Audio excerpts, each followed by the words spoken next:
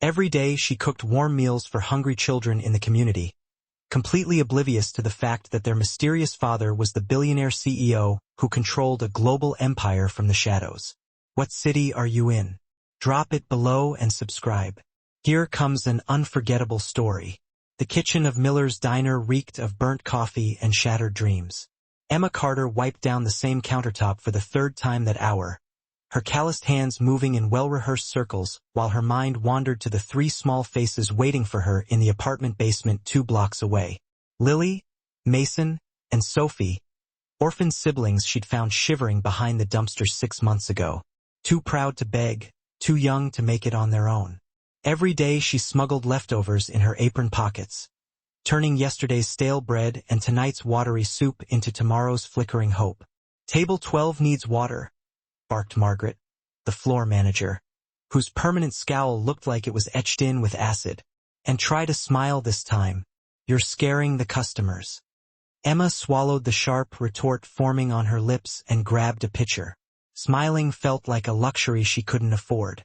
Not when her tips barely covered the rent on her tiny studio apartment, let alone the extra mouths she was secretly feeding.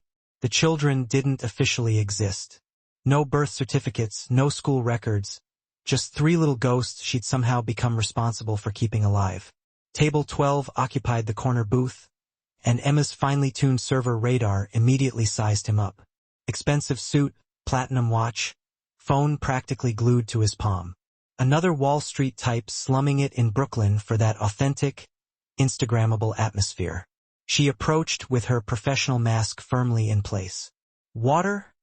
She offered, already pouring. He didn't even look up. Espresso, double shot, and whatever passes for edible here.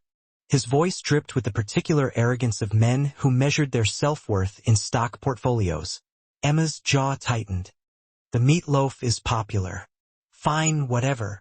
He waved dismissively, his eyes still glued to his screen where numbers scrolled in endless, dizzying columns. Emma turned to leave, but his next words stopped her dead in her tracks. Actually, make that 3 orders of meatloaf. 2 to go with extra mashed potatoes. She glanced back, completely confused. He'd finally looked up, and she found herself staring into dark eyes that seemed to catalog her features with unsettling intensity.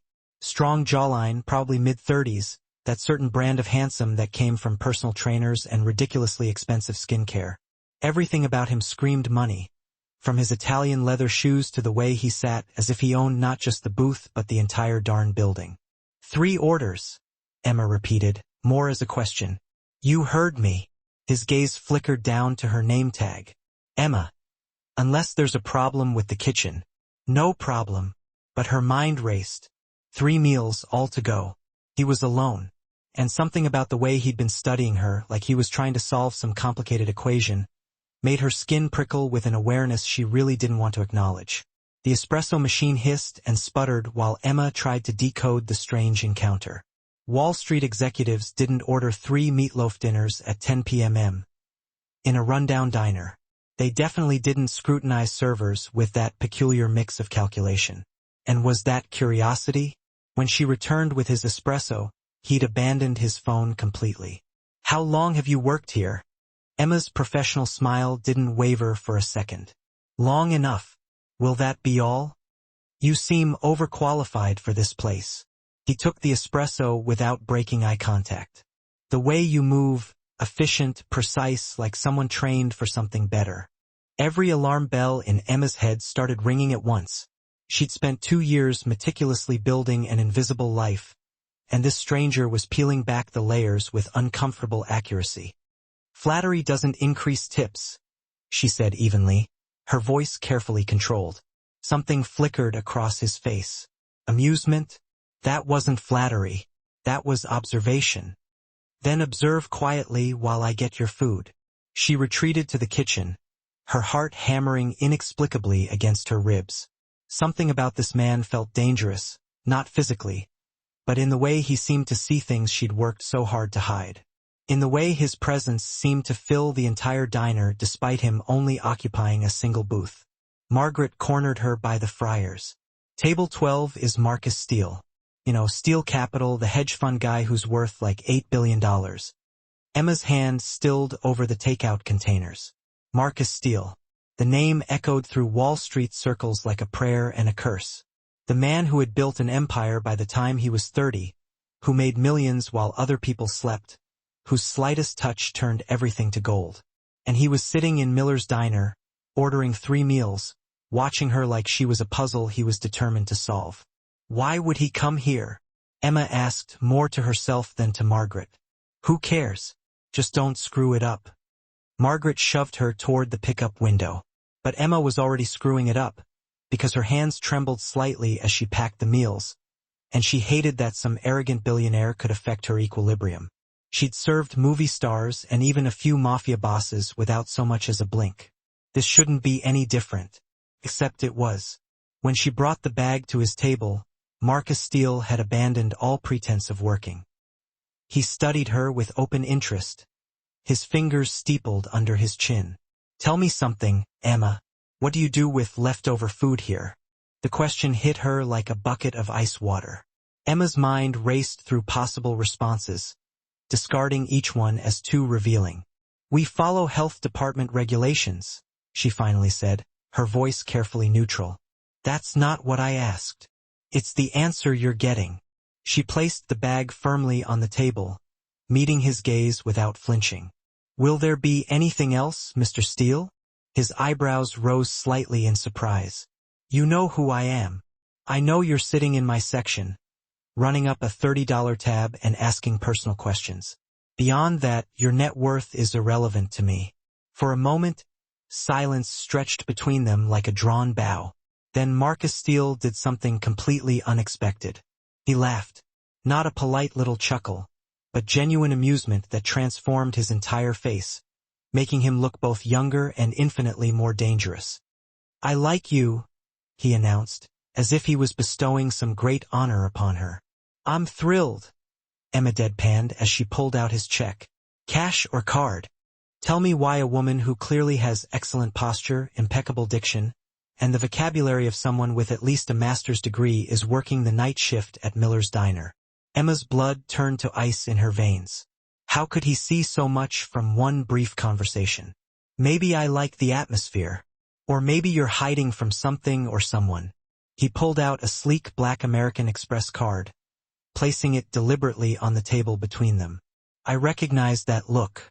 I've worn it myself. You've never worked in a diner in your life? Emma shot back before she could stop herself. No, but I've hidden what I was capable of to survive. There is more than one kind of poverty, Emma. His voice had shifted, losing the arrogant edge, revealing something almost human underneath. She didn't want to see him as human, didn't want to acknowledge the unexpected understanding in his eyes. Your card, she said stiffly, before quickly retreating to process the payment. Margaret materialized at her elbow. What did you say to him? He looks like he's ready to buy the whole darn building.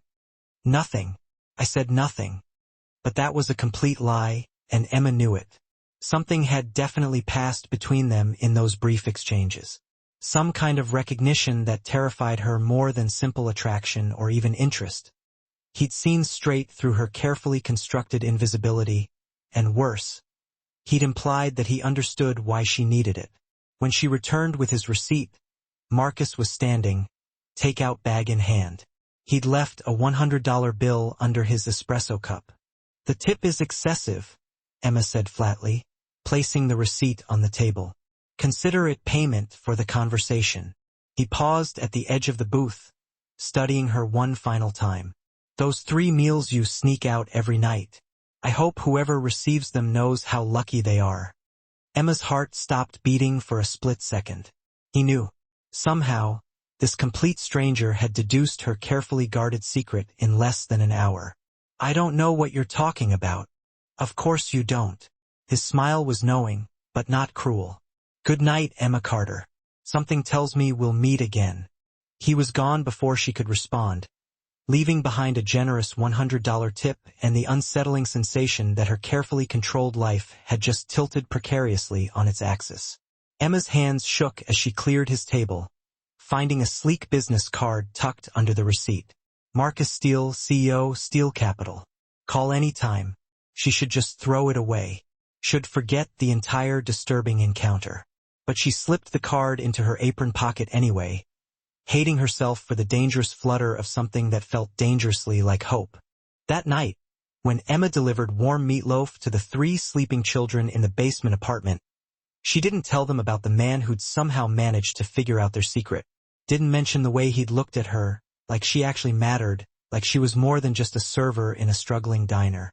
But later, alone in her own tiny apartment, she pulled out his card and stared at the embossed lettering until her vision blurred. Marcus Steele, $8 billion. And for some completely inexplicable reason, he'd noticed her. The question that kept her awake until dawn was both simple and utterly terrifying. Why? Marcus Steele didn't return to Miller's diner the next night or the night after that. Emma told herself she was relieved that the absence of his unsettling presence made her shifts significantly easier.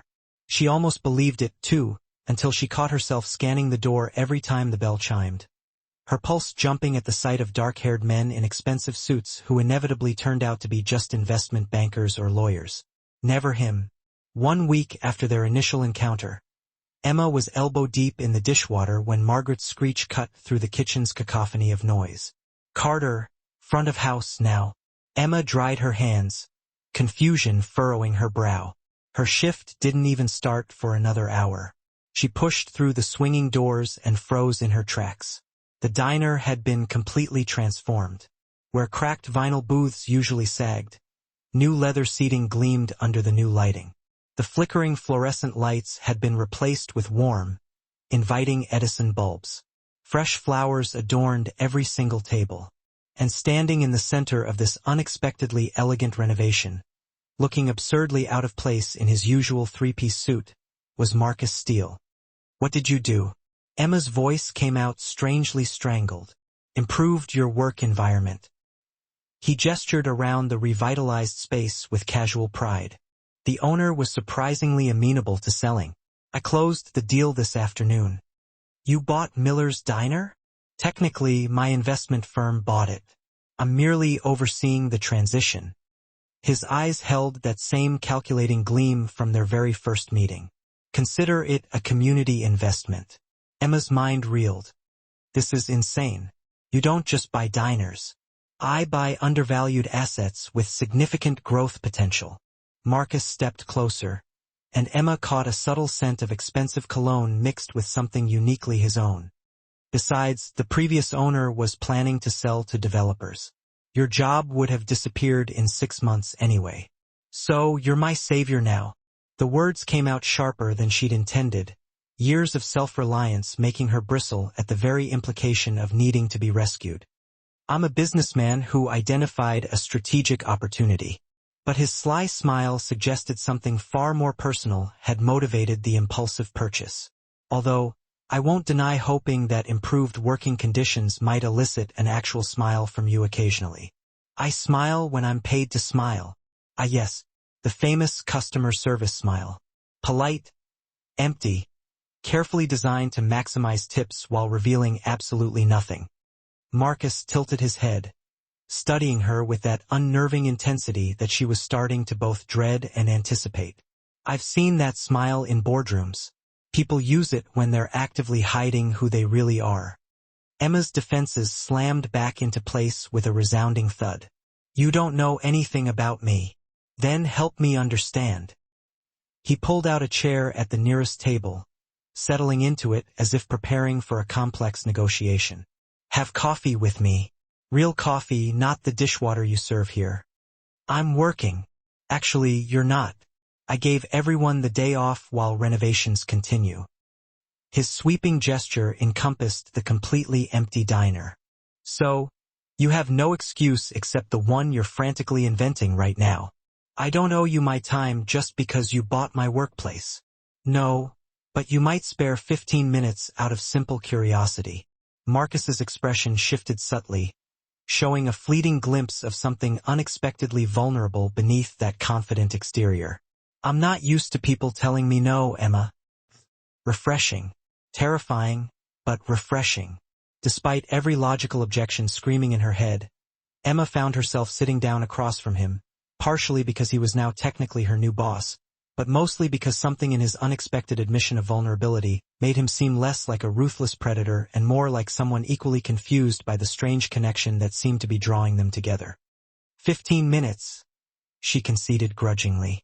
Marcus's smile transformed his entire face, radiating pure, unadulterated delight. He produced a sleek thermos from his expensive briefcase. Of course, he'd brought his own gourmet coffee and proceeded to pour 2 steaming cups. The tantalizing aroma alone confirmed that this was definitely not the diner's usual swill. Ethiopian Yirgacheffe, single origin, he said, sliding one of the cups toward her. I have a slight coffee obsession. Emma hesitantly accepted the cup, wrapping her hands around its comforting warmth. The first sip was a revelation, bright, floral, and incredibly complex. She honestly couldn't remember the last time she'd tasted something so purely, undeniably enjoyable. It's good, she admitted reluctantly. High praise coming from someone who serves coffee that could probably strip paint. He sipped his own cup, watching her intently over the rim.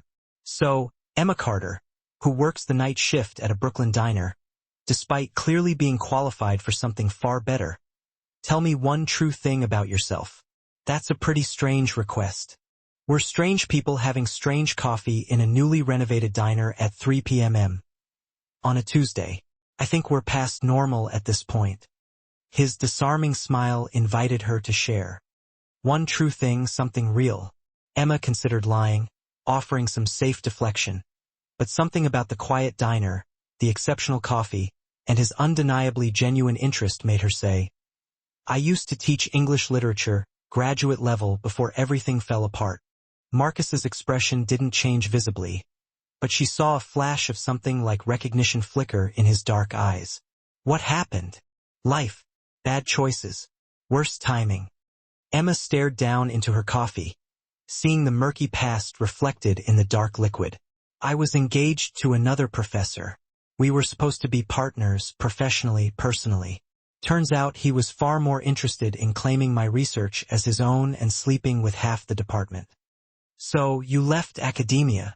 I was pushed out. He had tenure and important connections. I had principles and a nervous breakdown. The bitterness in her voice surprised her. Emma rarely let these painful memories surface. Turns out principles don't exactly pay the rent. So here I am, serving meatloaf instead of teaching Melville.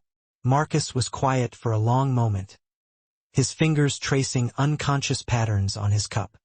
6 years ago, my business partner tried to steal my company, used fabricated evidence to try and convince the board that I was embezzling. I had to burn every single bridge and call in every favor I had just to prove my innocence. Emma looked up, startled by his unexpected revelation. I never heard about that. That's because I won. His smile was sharp-edged, almost feral. And when you win completely enough, people conveniently forget that you were ever even challenged in the first place. But I remember exactly what it felt like standing in that boardroom while people I trusted with my life called me a thief. Something subtle shifted between them, a shared understanding that transcended their obvious differences in background and circumstance. They'd both been betrayed by people they'd loved and trusted, both forced to rebuild their lives from the ashes of that betrayal. The unexpected parallel was both uncomfortable and oddly comforting. Your turn, Emma said, breaking the silence. One true thing about Marcus Steele that isn't already in Forbes. I'm terrified of being ordinary. The unexpected admission came without any hesitation. Every decision, every acquisition, every carefully calculated risk, it's all just running from the scared kid I used to be. I was poor, powerless, watching my mother work 3 soul-crushing jobs while my father drank away his meager unemployment checks. He met her gaze directly, his dark eyes intense. Money wasn't supposed to matter this much. But when you've had absolutely nothing, having everything feels like the only real safety. Emma's chest tightened. She'd fully expected arrogance, maybe even some humble brag about charitable donations. Not this raw, unfiltered honesty that made him suddenly, devastatingly human. Is that why you bought this place? Running from being ordinary. No, I bought this place because of you. His directness was both startling and strangely exhilarating. Because in my 34 years, I've never met someone who looked at me with such complete and utter indifference. Everyone always wants something from me. Investors want returns. Women want status. Employees want promotions. But you just wanted me to pay my bill and leave. I still want that, Emma said, but her voice noticeably lacked conviction. Liar. His smile was knowing, but not unkind. If that were truly the case, you wouldn't still be sitting here. He was right, darn him. Emma knew she really should get up and leave.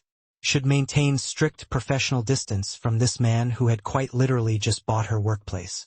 But she remained seated, inexplicably drawn by the unexpected connection that was crackling between them like an electric current. Why 3 meals? The question escaped before Emma could even stop it. That first night, you ordered 3 dinners to go. Marcus's expression shifted, becoming carefully neutral, almost guarded. Would you even believe me if I told you I was just incredibly hungry? No. Then maybe I'll tell you someday, when you trust me enough to believe the answer. He poured more of the delicious coffee into her cup. We may all have our secrets, Emma. I won't push yours if you promise not to push mine. Fair enough. Except Emma's secrets involved 3 orphan children she was hiding illegally in a basement apartment.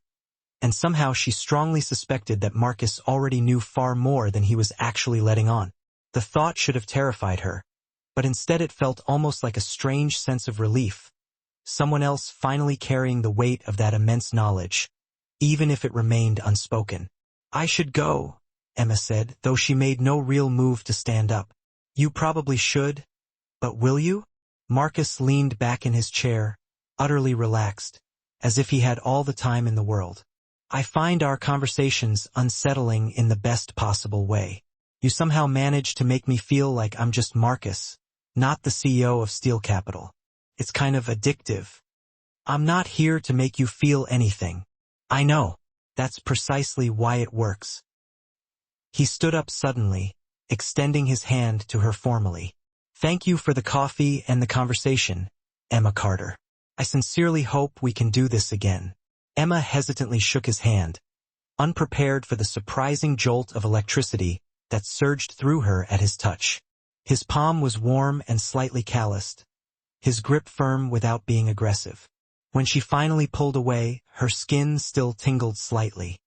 I work most nights. I know your schedule. At her sharp, suspicious look, he quickly added, I own the diner now. It's all there in the employee files. Not stalking, just basic due diligence. Right? Due diligence. Emma couldn't quite suppress the small, amused smile that played on her lips, because billionaires just regularly memorize waitress schedules. This one does. Marcus's expression was utterly serious, devoid of any humor. See you soon, Emma. He turned and left before she could even respond, grabbing his thermos and leaving Emma alone in the newly renovated diner.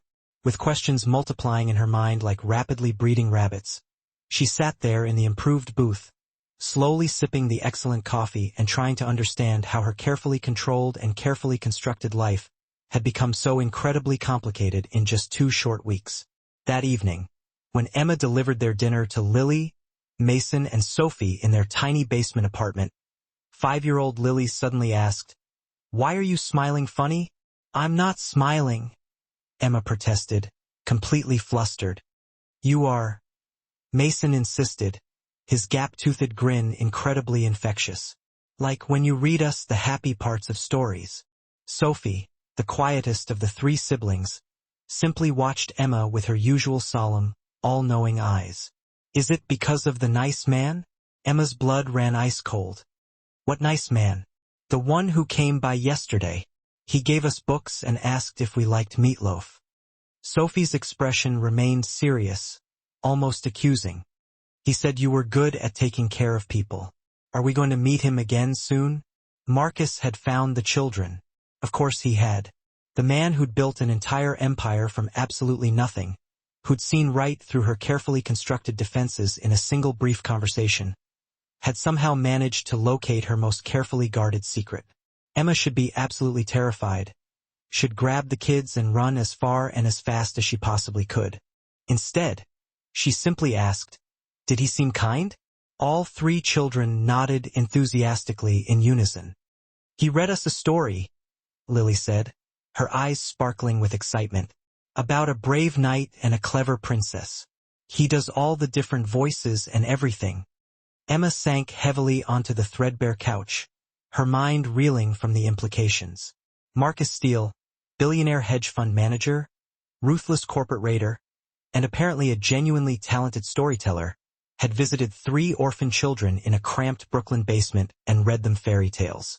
The image was so completely absurd that she almost laughed out loud. Almost, because beneath the sheer absurdity of it all lay something far more dangerous. The terrifying possibility that Marcus Steele wasn't just interested in Emma the overworked server or even Emma the elusive mystery. He'd actually taken the time to meet the most important people in her life, to somehow earn their trust and affection without demanding any acknowledgement or even gratitude in return. Emma nervously pulled out his sleek business card, still inexplicably living in her wallet after 2 long weeks. "Call any time," it promised in elegant, embossed lettering. Her thumb traced the raised letters absently while the 3 children watched her with hopeful, trusting eyes. Maybe it was finally time to get some answers and maybe, just maybe, to stop running from someone who seemed absolutely determined to catch her. Emma called Marcus at 11 p.m. from the diner's dimly lit back alley. The phone clutched so tightly in her hand that her knuckles had turned bone white. He answered on the very first ring, as if he'd been expecting her call. "Emma." His voice carried a warmth that had absolutely no business existing in a purely business-related call. "I was definitely hoping you'd reach out. You went to see them. There was absolutely no point in dancing around the issue." "The children?" "Yes." No apology, no explanation, just simple, straightforward confirmation. "How did you find them?" "I followed you 3 nights ago. Very discreetly, I might add. You're remarkably vigilant for someone who claims to be just a waitress." A brief pause hung in the air between them. "They're wonderful kids, Emma.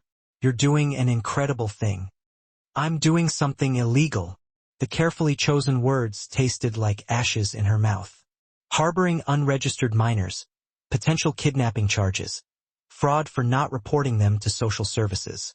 Want me to continue listing my growing list of crimes?" "You saved their lives." Marcus's voice hardened, losing its previous warmth. "I saw their file, Emma. The mother died of an accidental overdose. Father completely unknown. They were literally living in a condemned building, eating from dumpsters when you found them. What you're doing isn't criminal. It's heroic. Heroes don't actually exist. Just people trying their best not to drown." Emma leaned heavily against the cold brick wall, utter exhaustion pulling at her bones. "Why did you go to see them without even telling me first?" "Because I desperately needed to understand what truly drives you, who you're protecting so fiercely." His disarming honesty caught her completely off guard, as always. "And because I genuinely wanted to meet the children who were important enough to make you smuggle meatloaf in your apron every single night." Despite everything, Emma couldn't help but smile slightly. "You could have just asked. Would you have actually told me?" "No." "Exactly." She could practically hear the smile in his voice, even over the phone. "I'm not particularly good at asking for permission, Emma. I'm far better at asking for forgiveness later. That's a terrible quality to have in a person." "Good thing I'm a terrible person then." But his teasing tone suggested that he didn't entirely believe those words himself. "Have dinner with me tomorrow night. Real dinner, not some diner food. Let me properly explain what I'm proposing." Emma's guard went up immediately, her every instinct screaming at her to run. "I'm not particularly interested in any kind of proposals." "Business proposal," Marcus clarified quickly. "Although I'm certainly interested in exploring other kinds of proposals given time." Before Emma could even respond to that loaded statement, he continued smoothly, "I have a genuine solution for your complex situation. One that will keep the children safe and you out of any further legal trouble. There's no logically legal way I can trust you." The words were simple but profound. "One dinner, Emma. If you absolutely hate my idea, I promise I'll never mention it again. But at least hear me out. Every single rational instinct screamed at her to refuse outright, but Emma had learned over the years to trust her gut feeling over any form of cold logic, and her gut feeling, surprisingly, said that Marcus Steele, for all his arrogance and immense wealth, genuinely wanted to help her. "Where should I pick you up?" he asked. "At 7 o'clock? Wear something comfortable." "I don't have." Emma stopped abruptly, pride suddenly warring with stark reality. She owned exactly 2 outfits that weren't her somewhat stained diner uniform, and neither one of them really qualified as appropriate attire for dinner with a billionaire. "Emma," Marcus's voice softened, losing its usual playful edge, "I honestly don't care if you show up in your work clothes. All I care about is that you show up. Fine. 7 o'clock it is." He hung up before she could even hear the slight tremor in her voice.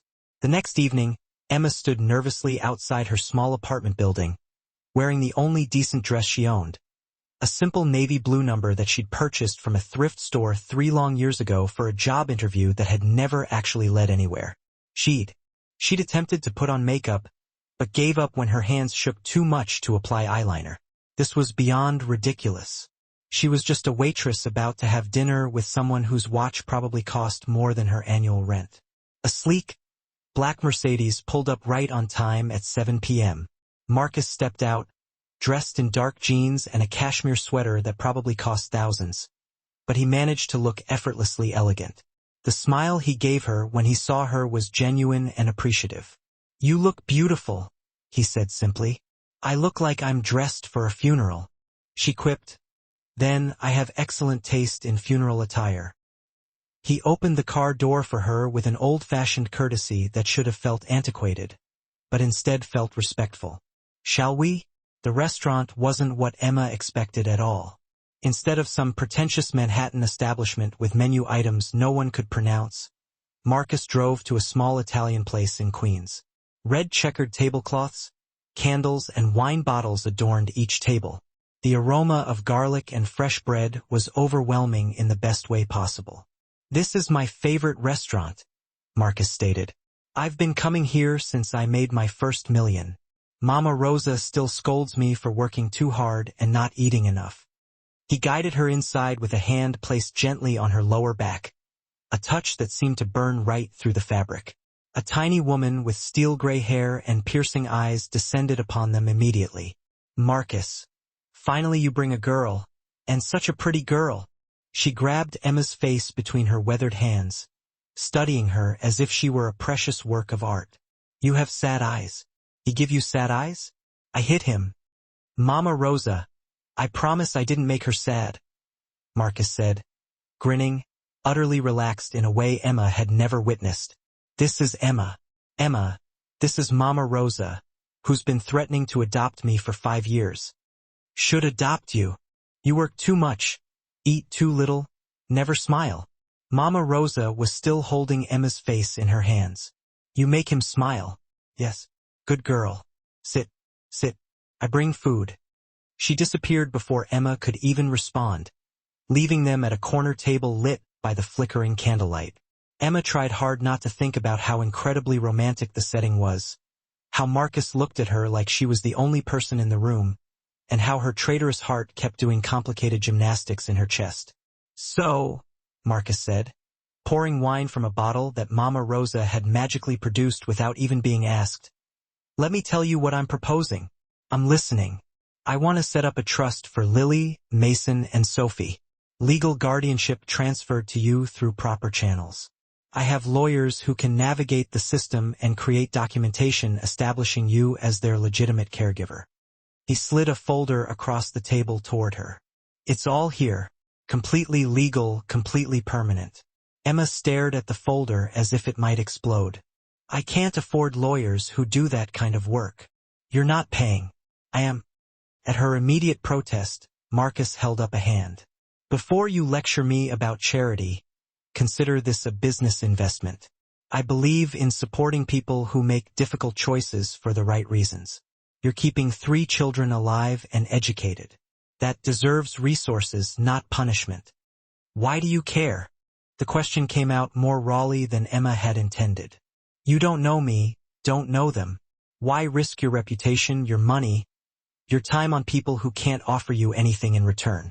Marcus grew quiet, his fingers tracing the stem of his wine glass. When he finally spoke, his voice carried an unexpected weight. Because someone did it for me once.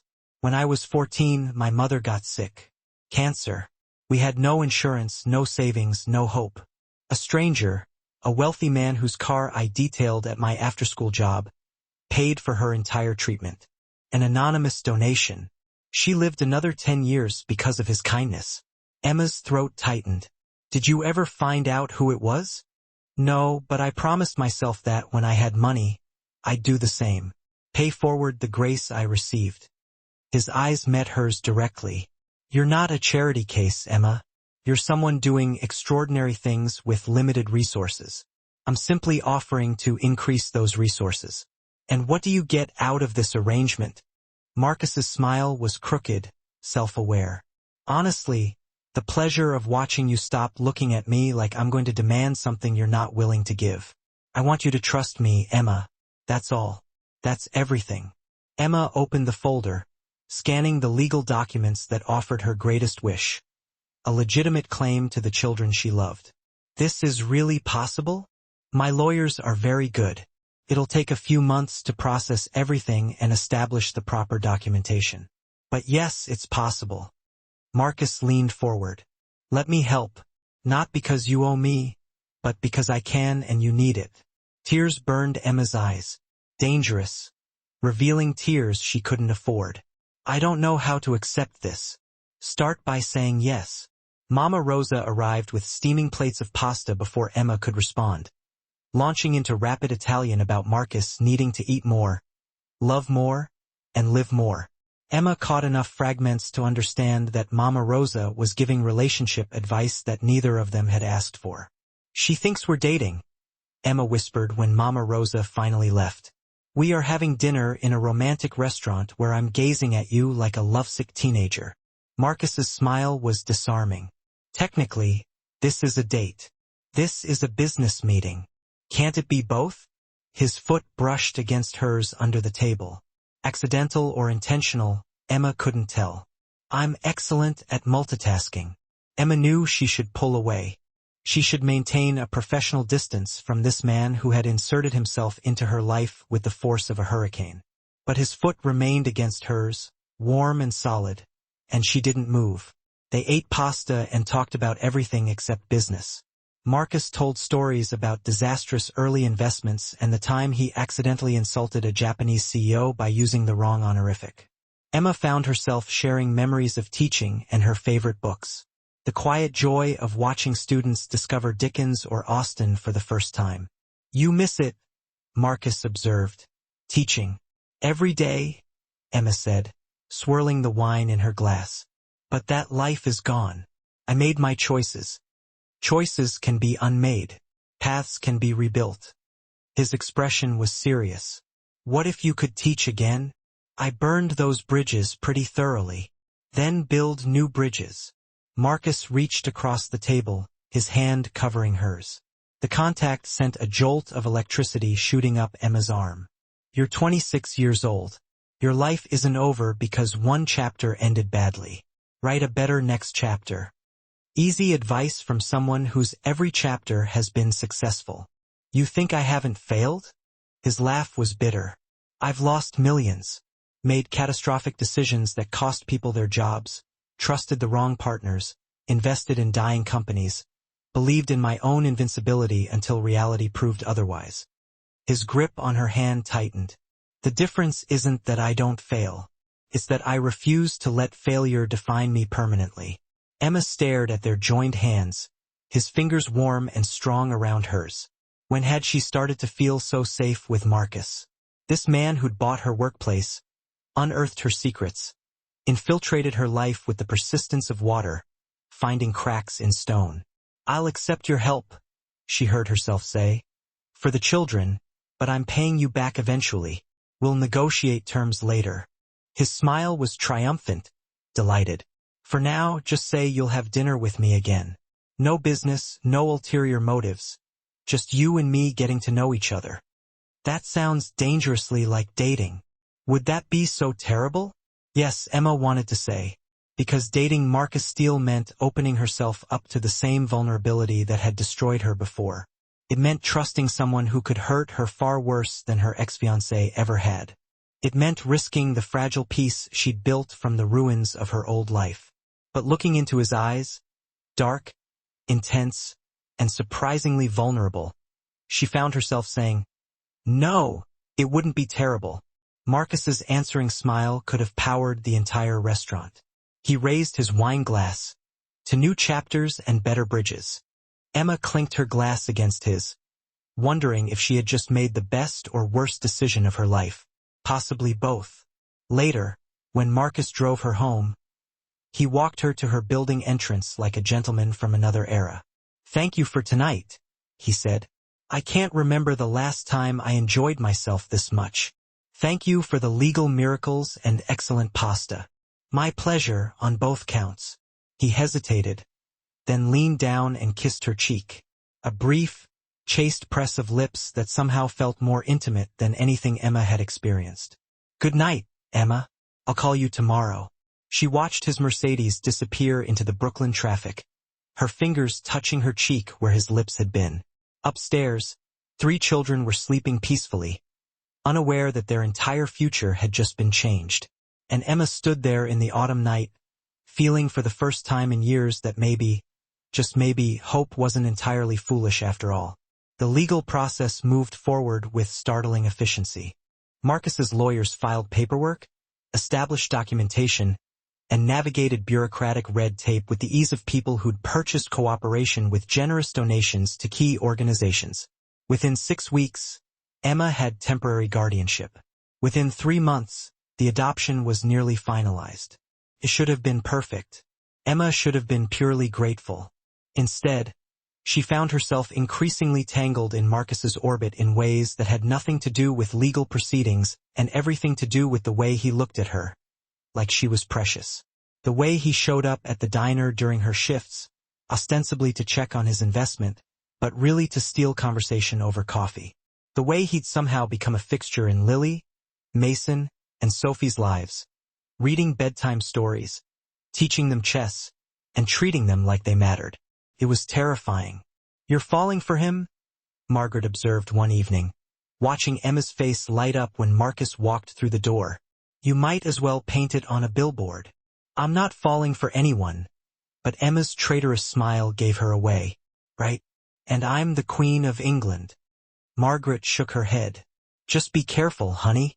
Men like that don't end up with women like us." The words stung because they echoed Emma's deepest fear.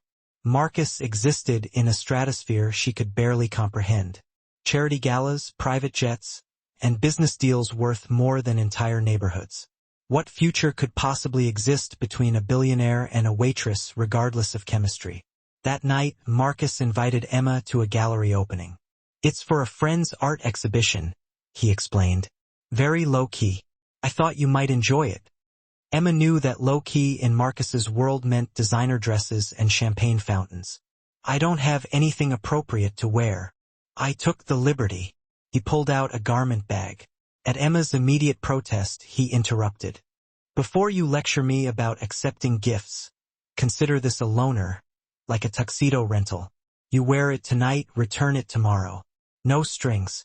The dress inside was midnight blue silk that whispered against Emma's skin like water.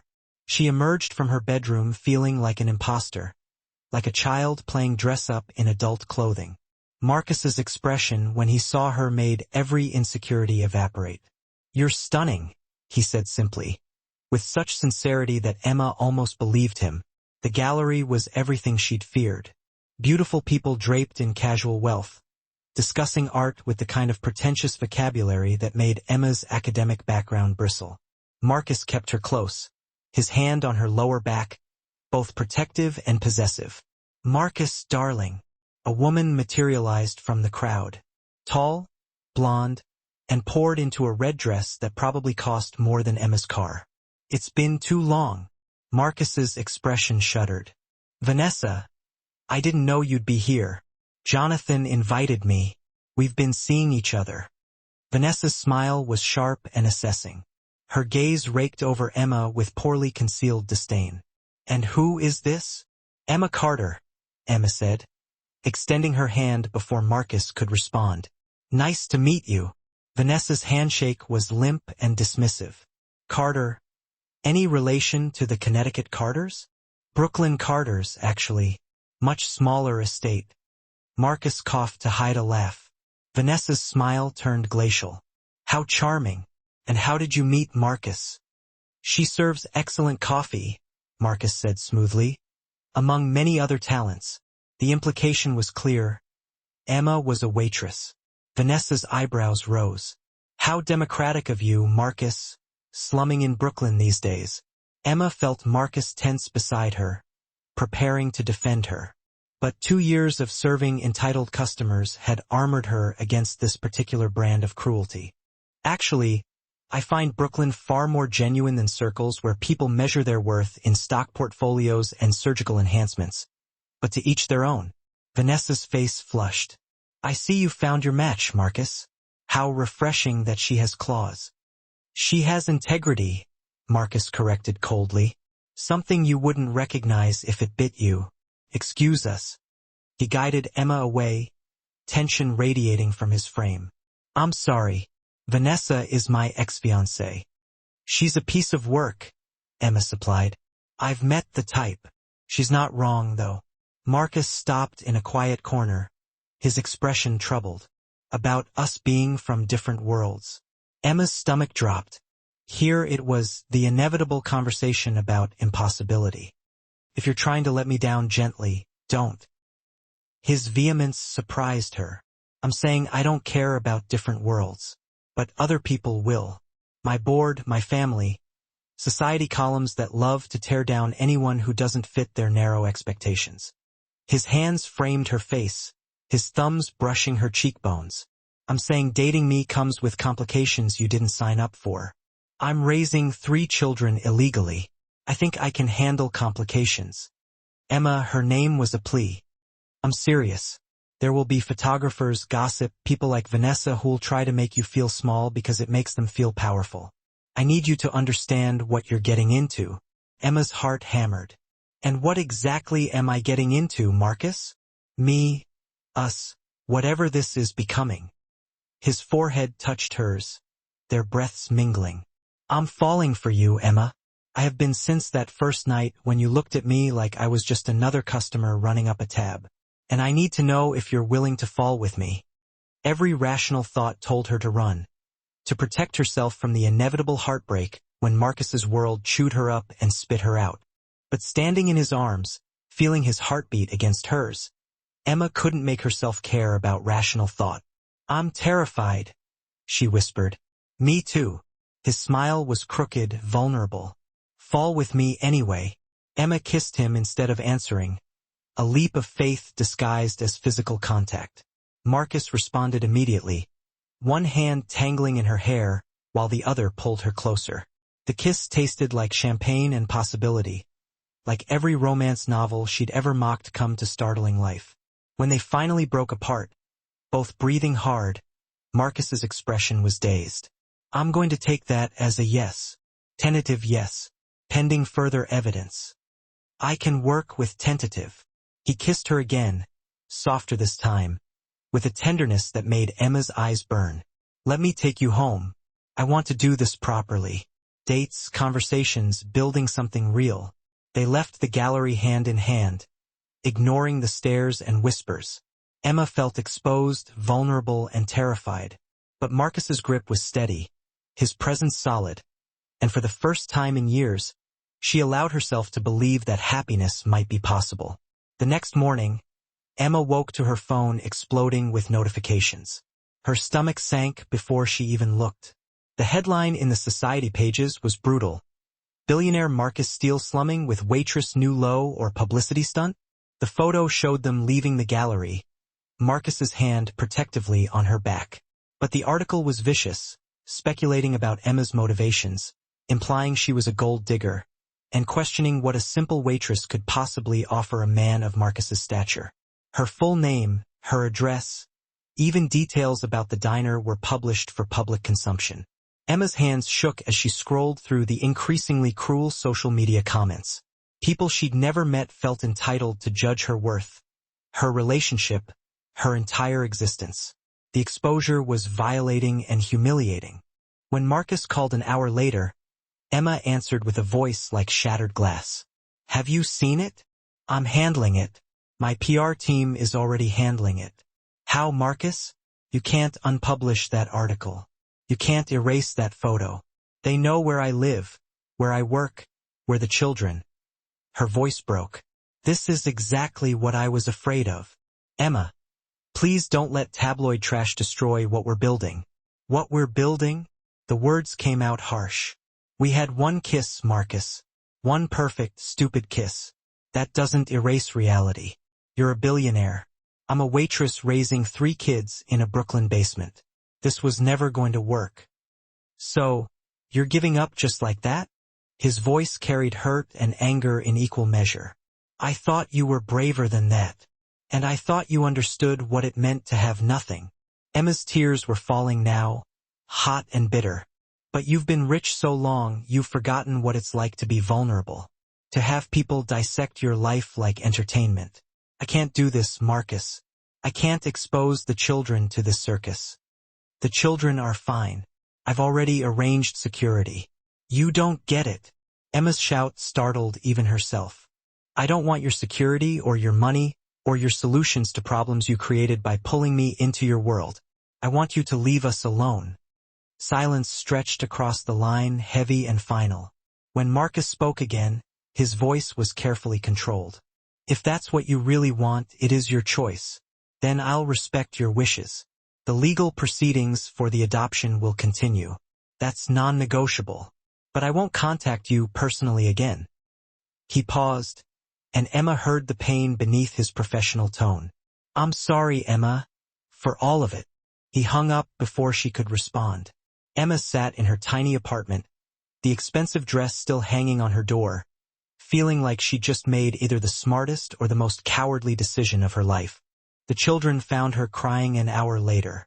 Lily climbed into her lap, her small hands patting Emma's wet cheeks. "Did the nice man make you sad?" "No, baby. I made myself sad." Emma held all 3 children close, breathing in their innocent trust. "But we're going to be okay. We always are." She believed it right up until Margaret called that evening with news that went through Emma like ice water.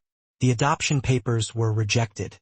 Margaret said gently, "Someone filed a complaint claiming you're an unfit guardian. Anonymous tip to social services about your living situation, lack of stable income, the works." Emma's world tilted. "But Marcus's lawyers can't fight a formal investigation." "Emma, they're sending a caseworker tomorrow. If they determine the children are in an unsafe environment." Margaret didn't finish the sentence. She didn't have to. Emma knew exactly what happened to children removed from inadequate homes.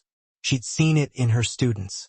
The haunted eyes, the defensive anger, the bone-deep knowledge that they were disposable. She looked at Lily, Mason, and Sophie playing cards on the floor, safe and loved, and hers. Then, she pulled out her phone and stared at Marcus's contact information. Pride told her to handle this alone.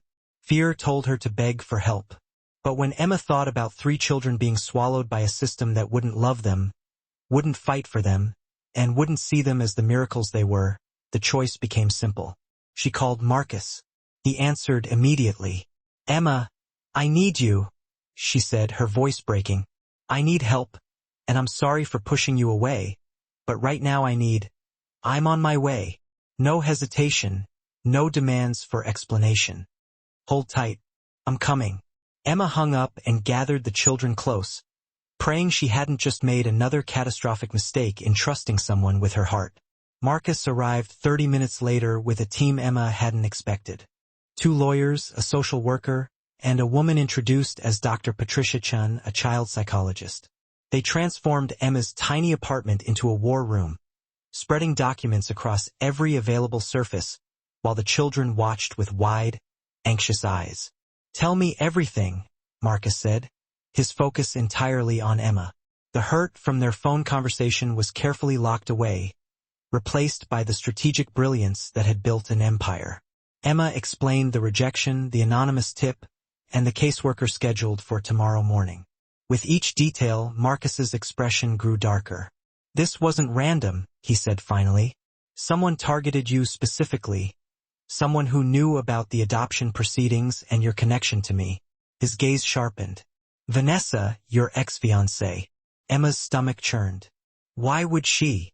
"Because she saw us together at the gallery. Because hurting you hurts me." Marcus pulled out his phone, his fingers flying over the screen. "My investigator just confirmed Vanessa's father sits on the board of the agency handling your adoption. One call from her, and your application gets flagged for review." The casual cruelty was breathtaking. "She's destroying 3 children's lives because you chose someone else. She's trying to punish me by taking away what I care about." Marcus's voice was cold, a controlled fury. "She made a critical mistake, though. She underestimated how far I'll go to protect my people." My people. The possessiveness should have bothered Emma. Instead, it felt like armor. Dr. Chun knelt beside the children, her manner warm and professional. "Hi there, I'm Dr. Pat. I help families stay together. Can you tell me about living with Emma?" Over the next hour, while the lawyers crafted a strategy, Dr. Chun conducted gentle interviews with Lily, Mason, and Sophie. Emma watched anxiously as her makeshift family described their life. The bedtime stories, the homework help, the way Emma always made sure they had warm meals and clean clothes. The children's clear affection and security were evident in every answer. "They're thriving," Dr. Chun reported to Marcus. "Emotionally secure, developmentally appropriate, clearly bonded to Emma. Any caseworker worth their degree will see this as a healthy placement." "And if the caseworker isn't worth their degree?" Emma asked. "Then we document everything and prepare for a legal challenge." Marcus's lead attorney, a sharp woman named Catherine Ross, looked up from her laptop. "But I don't think it'll come to that." "Marcus, show her." Marcus handed Emma a tablet displaying a video call. On the screen sat a distinguished older man with silver hair and granite features. "Emma, this is Judge Harold Mitchell. He's agreed to personally oversee your case." "Oversee?" Emma's brain struggled to process. "Judges don't normally dash. Harold owes me several favors," Marcus said simply. "I'm calling them in." Judge Mitchell's smile was kind, but his eyes were steel. "Miss Carter, I've reviewed your file. What's being done to you and those children is a weaponization of a system designed to protect, not punish. I've already contacted the agency. Any caseworker assigned to your case will be reporting directly to me. If they find your home unsuitable, they'll need to justify that determination to my court." Tears burned Emma's eyes. "Thank you." "Don't thank me. Thank me by continuing to love those children." The judge's expression softened. "And Miss Carter, for what it's worth, my granddaughter read your dissertation on Victorian literature. She said it was brilliant. Academia's loss is those children's gain. That's for sure." The call ended, and Emma just stared at Marcus, completely shocked. "You found my dissertation? I've read everything you've written. You're extraordinary, Emma. I thought you should remember that." His expression was so gentle, so vulnerable. "I know you're angry with me. I know I complicated your life in ways you didn't ask for, but I meant what I said. I'm falling for you, and I protect what I love." Love. That word just hung there between them, like a bridge waiting to be crossed. "Marcus," Emma started, but Sophie interrupted. "Are we going to be okay?" The 5-year-old's voice was so small and frightened. "The bad lady can't take us away, can she?" Marcus went over to Sophie and knelt down so he was at her level. "No one is taking you from Emma. Promise." "Do you know what I do for work?" "You're very rich," Mason offered helpfully. "I'm very stubborn," Marcus corrected with a smile. "When I decide something is important, I don't give up. And you 3? You're the most important thing in Emma's life, which makes you important to me. So no, the bad lady can't win because I won't let her." Lily just climbed right into Marcus's arms, so trusting and certain. Emma watched this billionaire CEO cuddling an orphaned 5-year-old, reading her fear and offering comfort with practiced ease. When had he learned to do this? When had he become someone the children ran to instead of away from? Later, after the legal team had left and the children were finally asleep, Emma and Marcus stood in her tiny kitchen drinking bad coffee. The contrast to their first shared coffee, that Ethiopian Yirgacheffe in a renovated diner, was almost funny. "I'm sorry," Emma said quietly, "for what I said on the phone. You didn't create these problems. You tried to help, and I threw it back in your face because I was scared. You had every right to be scared. I pulled you into my world without adequately preparing you for the consequences." Marcus put down his cup, looking serious. "But Emma, this is who I am. My life comes with photographers and society pages and people like Vanessa who use cruelty as currency. If you're with me, that's the reality. And if I can't handle that reality, then I'll walk away because I won't force you into a life that makes you miserable." His voice was steady, even though she could see the pain in his eyes. "But I'm hoping you'll give us another chance. Let me show you. It's not all tabloids and attacks. There's good too. The ability to help people, to make real change, to build something meaningful." Emma thought about the legal team that had materialized in minutes, the judge who'd personally intervened, the way Marcus had dropped everything to help without demanding explanations or apologies. "Why me?" she asked. "You could have anyone, someone from your world who understands the rules. Because everyone from my world wants Marcus Steele, the billionaire. You're the only person who ever wanted just Marcus." He stepped closer, his hands gentle on her shoulders. "You see me, Emma, not my bank account or my connections. Just me. Do you know how rare that is? How precious?" Emma's defenses just crumbled. She'd been protecting herself from getting hurt, but in the process, she'd hurt someone who'd only ever tried to help. "I'm terrified," she whispered, "of losing the children, of losing myself in your world, of loving you, and having it destroy me like last time. Last time you loved someone who stole from you." Marcus's thumbs brushed her cheekbones. "I'm asking for the opposite. Let me give to you my time, my resources, my heart. No theft, no games, just us building something real.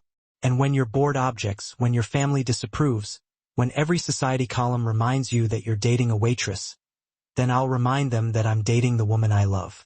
The words were simple, but they hit her hard. "I don't care about their opinions, Emma. I care about yours. So tell me, is there any chance you feel the same?" Emma's heart was racing in her chest, hope and terror all tangled up together. But looking into Marcus's eyes, dark, honest, and completely focused on her, she found her answer. "I love you too," she said. The admission felt like stepping off a cliff. "I've been fighting it for months, telling myself it was impossible, but I love you, even though it terrifies me." Marcus's smile could have lit up the whole city. He kissed her with a tenderness that made Emma's knees weak, one hand cradling her face like she was precious. When they finally broke apart, both breathless, he rested his forehead against hers. "We're going to make this work," he promised. "The adoption, the relationship, everything together." Together, Emma agreed, letting herself believe it.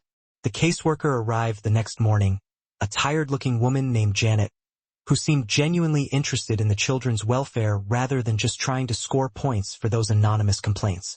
She toured the apartment, interviewed Emma and the children separately, and reviewed all the documentation.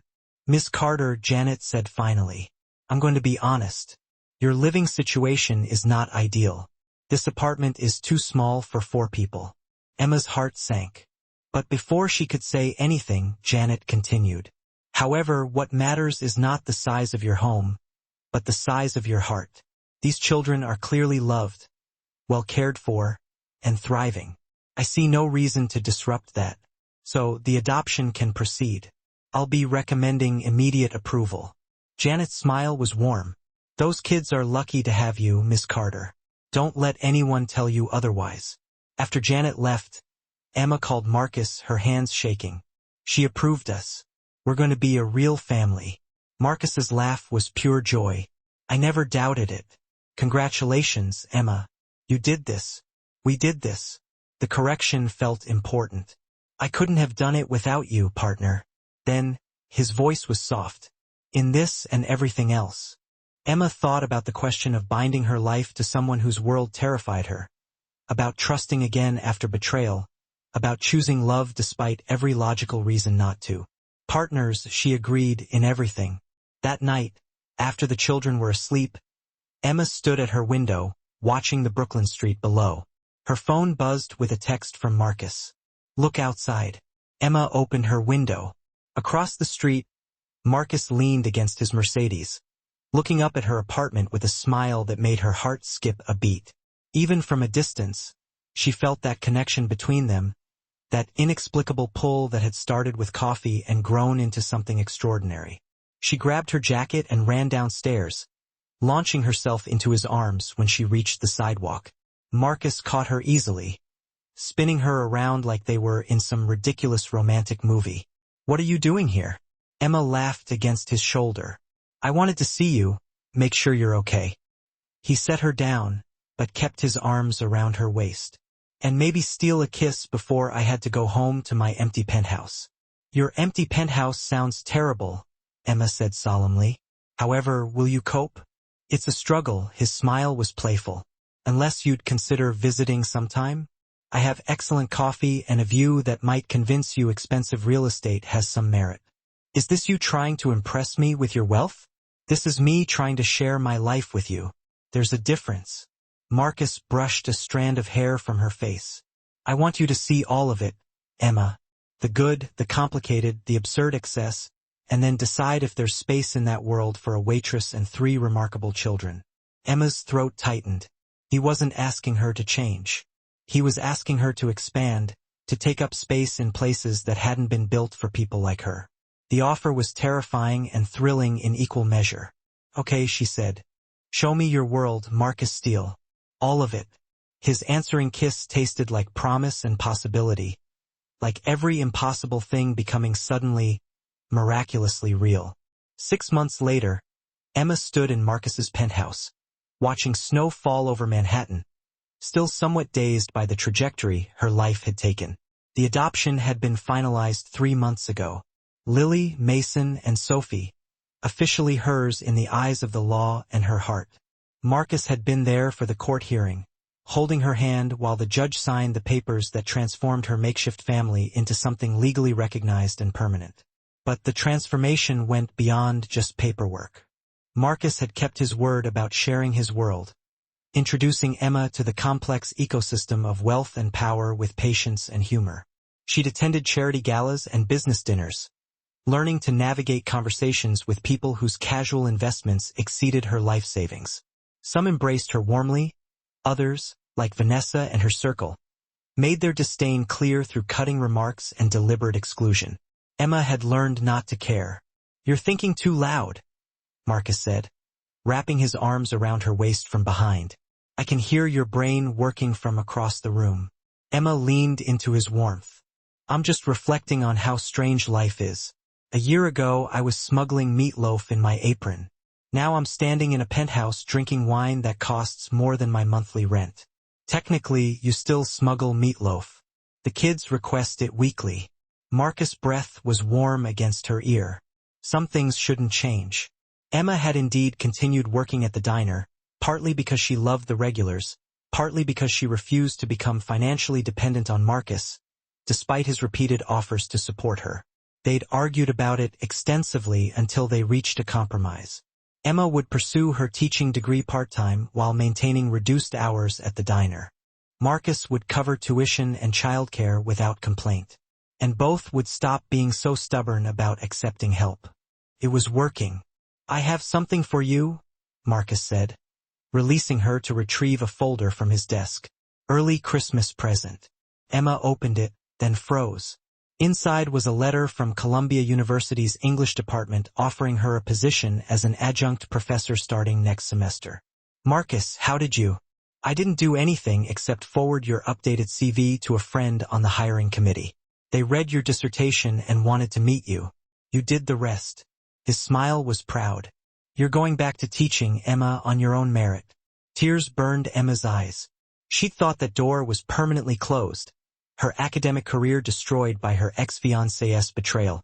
But Marcus had helped her see that one person's cruelty didn't define her worth or capabilities. "Thank you," she whispered, "for believing I could do this. I never doubted it." He pulled her close, kissing her forehead. "You're extraordinary, Emma Carter. I'm just glad the rest of the world is finally realizing it." The intercom buzzed, signaling the children had arrived with Marcus's assistant, who'd taken them ice skating. Moments later, Lily, Mason, and Sophie burst through the door in a chaos of winter coats and excited chatter. "Emma, Marcus, we saw the big tree at Rockefeller Center." Lily's face was flushed with cold and happiness. "It's so pretty. And we had hot chocolate with marshmallows," Mason added. "The fancy kind." Sophie, now 6 and slightly less solemn than a year ago, climbed into Marcus's arms with the easy affection of a child who'd never doubted her welcome. "Are we staying here tonight? I like the guest room with the stars on the ceiling." Marcus had transformed one of his spare bedrooms into a space just for the children. Bunk beds shaped like castles, glow-in-the-dark stars, shelves overflowing with books. They spent weekends at the penthouse regularly now, the children navigating between Emma's modest Brooklyn apartment and Marcus's Manhattan luxury with remarkable adaptability. "We're staying," Emma confirmed. "But first, homework. Math worksheets don't complete themselves." The children groaned, but complied, settling at the dining table with their backpacks. Emma supervised while Marcus changed into comfortable clothes. The domestic routine felt so natural it was easy to forget how unusual their situation was. A billionaire CEO doing homework supervision with 3 adopted children, while their guardian graded papers on his Italian leather sofa. Later, after the children were asleep in their castle beds, Emma and Marcus returned to the living room. Snow continued falling outside, transforming Manhattan into something magical. "I have a question," Marcus said, suddenly nervous in a way Emma rarely saw. "And you can absolutely say no, but I'm hoping you'll at least consider it." "You're rambling. That's my job?" Emma smiled, trying to calm the sudden butterflies in her stomach. "What's the question?" Marcus took a deep breath, then dropped to one knee. Emma's heart just stopped. "Emma Carter, this is probably terrible timing and definitely terrible romantic planning because I didn't prepare a speech or buy flowers or any of the things I'm supposed to do." He pulled out a velvet box, his hands slightly shaking. "But I love you. I love the way you fight for people who can't fight for themselves. I love watching you read bedtime stories with different voices for every character. I love that you refuse to let my money change who you are. I love your strength and your stubbornness and the way you make me want to be better than I am." Tears were streaming down Emma's face now. "Marcus, let me finish before I lose my nerve." His smile was crooked, vulnerable. "I know we come from different worlds. I know dating me means photographers and gossip and people who will never understand why a billionaire chose a waitress. But you're not just a waitress, Emma. You're the woman who saved 3 children, who's rebuilding her career from ashes, who makes me laugh and challenges my assumptions and sees just me beneath all the money and power." He opened the box, revealing a ring that somehow managed to be both elegant and understated. A single diamond on a platinum band that caught the light and scattered it like stars. "Marry me, Emma. Be my partner in everything. Let me spend the rest of my life proving that love doesn't care about tax brackets or society pages or any of the artificial barriers people put between what matters." His voice cracked. "Please say yes." Emma dropped to her knees in front of him, framing his face with her hands. "You're completely insane. Your family is going to hate this. Your board will think you've lost your mind. Every gossip columnist in New York will have an opinion. I don't care about any of them. Care about you." Marcus's eyes were bright with unshed tears. "Is that a yes?" "It's a yes, you ridiculous, wonderful man." Emma kissed him, tasting salt and joy. "I'll marry you, even though you're terrible at romantic speeches, and your timing is objectively awful." Marcus's laugh was shaky with relief. He slid the ring onto her finger, a perfect fit because, of course, he'd somehow figured out her size without asking. "I promise to get better at speeches. Maybe hire a professional romantic consultant." "Don't you dare. I love your terrible speeches." Emma admired the ring, still not quite believing this was real. "When did you decide to propose?" "About 6 months ago, the day the adoption was finalized." Marcus pulled her into his lap, arms wrapped securely around her waist. I watched you with the kids after the hearing, and I thought, this is it. This is what happiness looks like.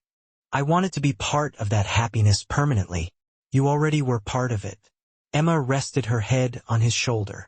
You have been since that first night at the diner when you ordered 3 meatloaf dinners and saw everything I was trying to hide. They sat together on the floor of his absurdly expensive penthouse, watching the snowfall over a city that had witnessed their entire journey from tentative coffee conversations to legal battles to this moment of choosing each other despite every logical reason not to. The kids are going to lose their minds, Emma said eventually. Especially Lily. She's been planning our wedding for months. Marcus grinned. She's been giving me advice, actually very specific opinions about flowers and cake. You've been conspiring with my 6-year-old daughter? I've been taking counsel from someone with excellent taste. He kissed her temple. She said you deserved a prince from a fairy tale. I explained I was just a guy from Queens who got lucky. She said that was close enough. Emma's heart was too full for words. She'd spent years believing happiness was for other people, that her mistakes had disqualified her from happy endings.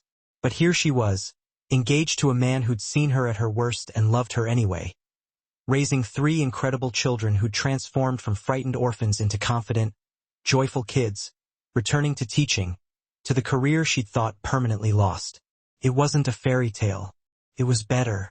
It was real, hard one, built from honesty and trust and choosing each other every day. The next morning, Emma woke the children with news of the engagement. Their reactions were everything she'd hoped for. Lily screaming with joy, Mason asking if Marcus would officially be their dad now, and Sophie quietly climbing into Marcus's lap and whispering, I'm glad you're staying forever. Me too, sweetheart, Marcus said, his voice rough with emotion. Me too. The following months were a whirlwind. Emma started teaching at Columbia, rediscovering her passion for literature and students who challenged her thinking. The children thrived, Lily in 1st grade, Mason and Sophie in kindergarten, all 3 reading above grade level and socially confident in ways that made Emma's heart swell. Marcus proposed a small wedding, but Emma surprised him by wanting something bigger. I spent years hiding, she explained, making myself small and invisible. I want to celebrate us publicly, show the world that love doesn't follow society's rules about who belongs with whom. So, they planned a wedding that was both elegant and unconventional, held at the Brooklyn Botanical Garden, where Emma used to take the children for free outings, catered by Mama Rosa, who insisted on cooking despite Marcus's protests, and attended by an eclectic mix of Wall Street executives, diner regulars, and Columbia colleagues. Vanessa tried one final sabotage attempt, leaking a false story about Emma's criminal past to the tabloids. But Marcus's PR team was ready, releasing the full story of Emma's adoption of 3 orphan children and her work teaching underprivileged students. The narrative flipped overnight. Emma became not a gold digger, but a hero, and Vanessa's cruelty was exposed for what it was. Janet, the caseworker who'd approved Emma's adoption, attended the wedding with tears in her eyes. You did it, she told Emma during the reception. You built a beautiful family against impossible odds. We did it, Emma corrected, gesturing to where Marcus was dancing with all 3 children at once, looking happier than she'd ever seen him. All of us together. Judge Mitchell gave a toast about love conquering systemic barriers and justice taking unexpected forms. Margaret from the diner cried through the entire ceremony, and Catherine Ross, Marcus's fierce attorney, actually smiled. But the moment Emma treasured most came during the reception when Dr. Patricia Chun pulled her aside. I've evaluated hundreds of families in my career, Dr. Chun said quietly.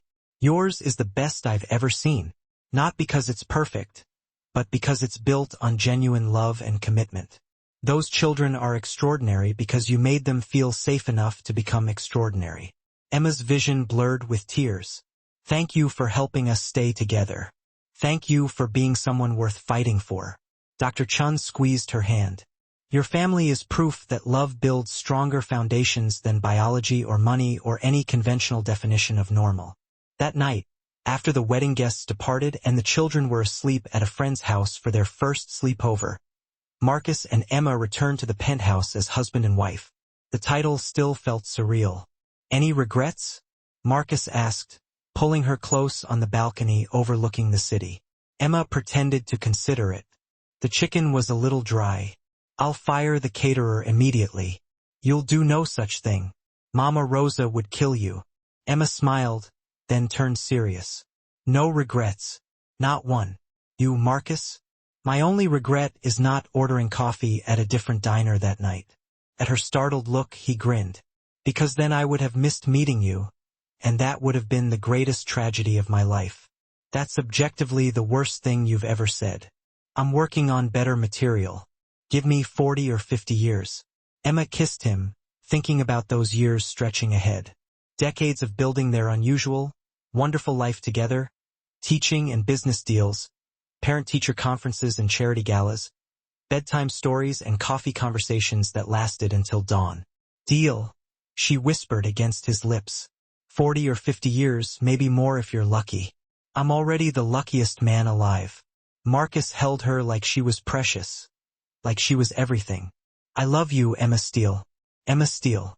The name felt like becoming someone new while remaining entirely herself.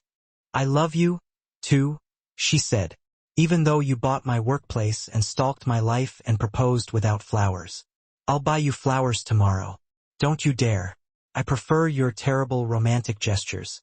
She pulled him toward the bedroom, her heart full of joy and possibility. Now come on, husband.